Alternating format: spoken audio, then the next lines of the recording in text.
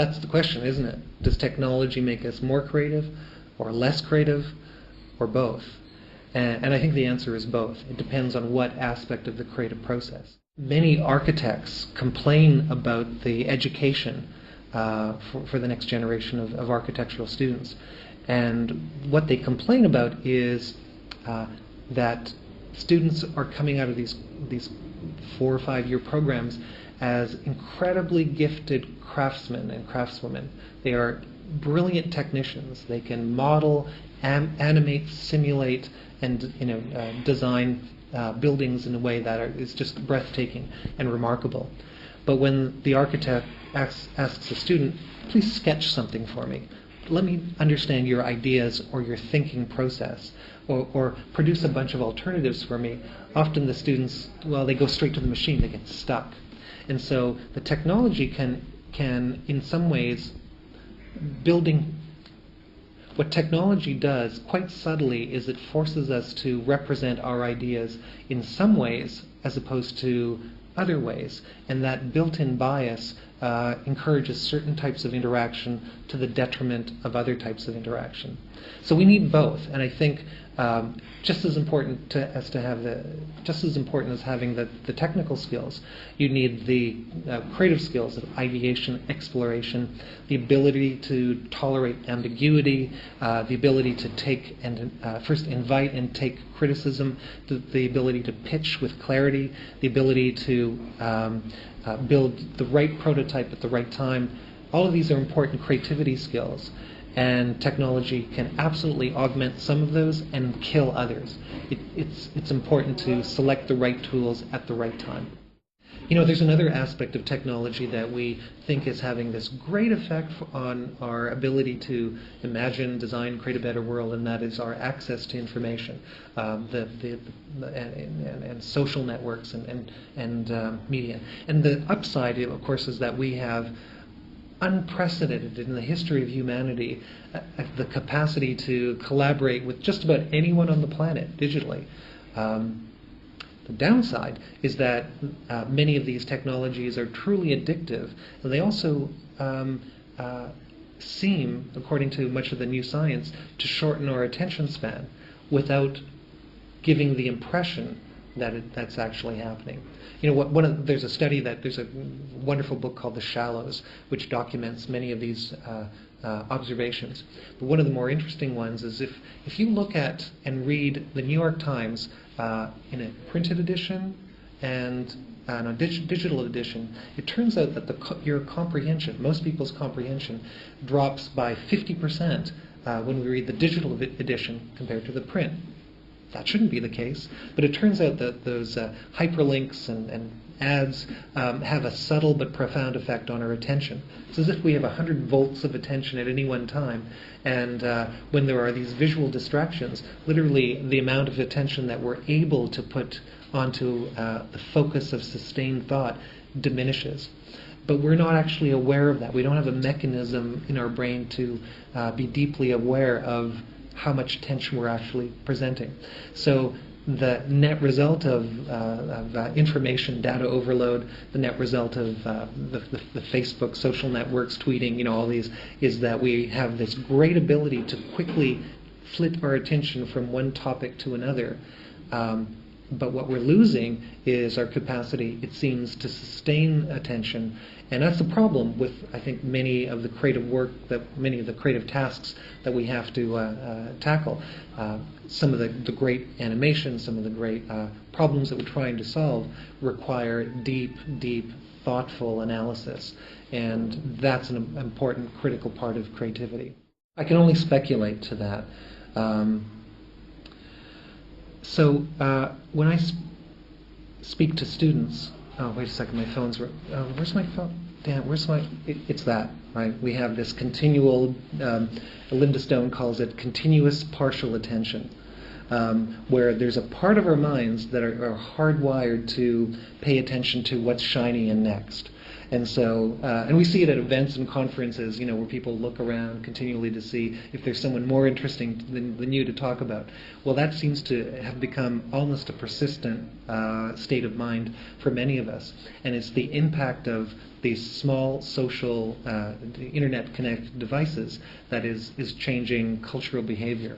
A study that came out of the London School of Psychiatry about 4 years ago made an interesting observation, and that is people who spend more than 75 minutes of doing email a day on a portable device, their IQ drops measurably by 10 points. It's repeatable, happens in every single culture, and being drunk or stoned drops your IQ by 5 points. Losing a nice night's sleep is also 10 points.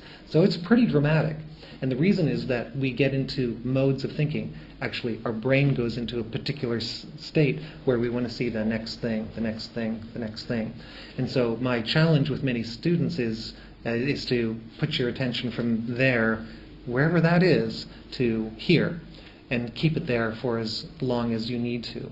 And so many of the exercises and the work that I do with my students at Singularity University and other universities that I teach at are those to bring the attention back to the senses. So trying to figure out how to bring the physical, tangible way of thinking and feeling and acting into the digital world is, I think, a critical success factor. Because what happens is when we see the world through our 1200 by 1600 pixel screen, we think it's complete, but it's not. The illusion, the way our brain processes information, is that we adopt a particular frame and then we think that frame is a complete picture of the world. It's not the case, of course. And so continually designing and creating through that filter is a challenge. I've worked with some students who have designed buildings but actually have never seen their work in three-dimensional space because their world is the digital world. And so again, part of our job is to help bridge the gap between the physical and the digital, ironically by making the digital more tangible. So I have a particular and peculiar role within the organization. We are a technology company, and we build hundreds of tools, literally, to help people imagine, design, and create a better world.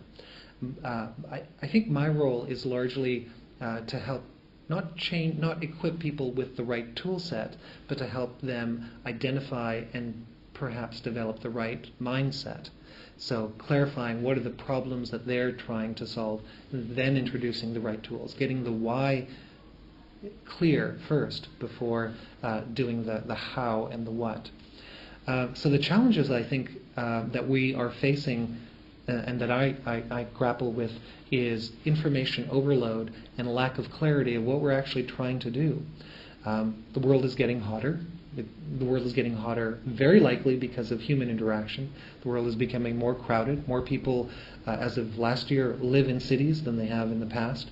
The United Nations has increased their estimate of the total number of people that will be on the planet. They used to think that the world would top out at 9 billion people in the year 2050. Looks like it's now going to be 10 billion people some years after that.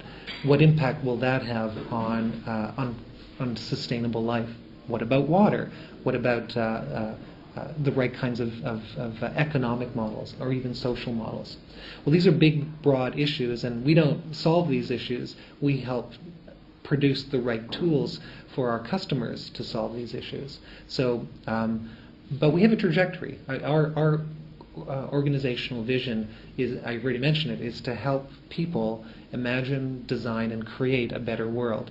And that's not just a slogan. It's not just a tagline. And I'm very authentically passionate about that vision. In a way, I think it's a personal vision as well.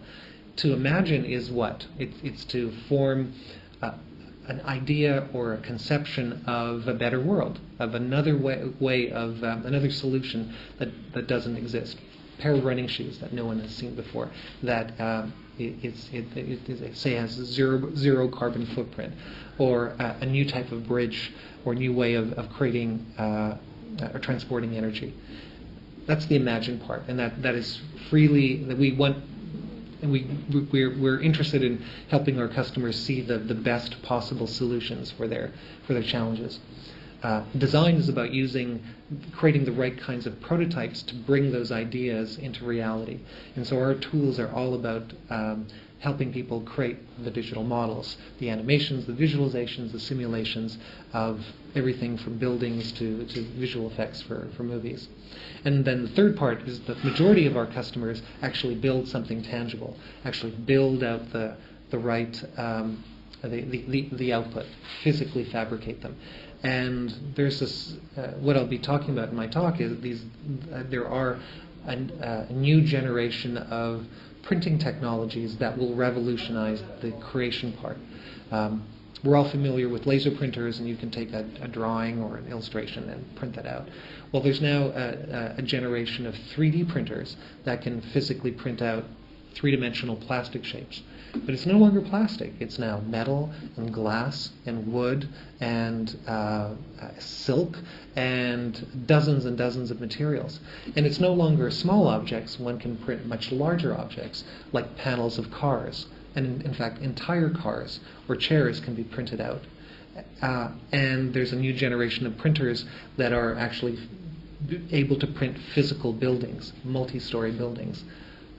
How is that going to change? And it's also going in the other direction. It's possible to manipulate structures at the atomic level.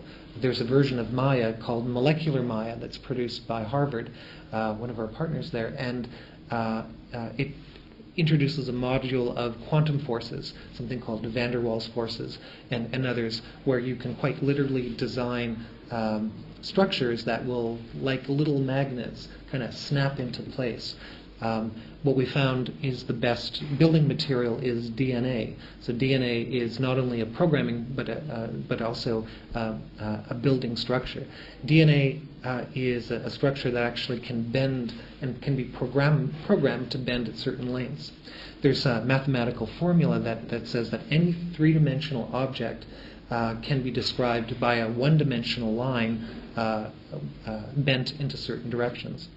That's really interesting. That means that you could take DNA and fold it into a machine that could produce another machine that could then produce another machine. Hey, isn't that the way that life works and biological processes work? So there's a whole area of research called synthetic biology that we are investing in that I think will potentially, for better or for worse, revolutionize entire industries. Why plant a seed and grow a tree, wait 100 years, and then have a full infrastructure to take that wood and then convert it into a chair when you could plant a seed and grow it into a chair? Completely science fiction. People have written about this for a long time, but we're now at the cusp of being able to actually do this work. And so these are some of the technologies that they're going to happen, but it's the mindset of figuring out what are the right things to do and how to bring them into reality that I think truly are going to address those big issues we just talked about.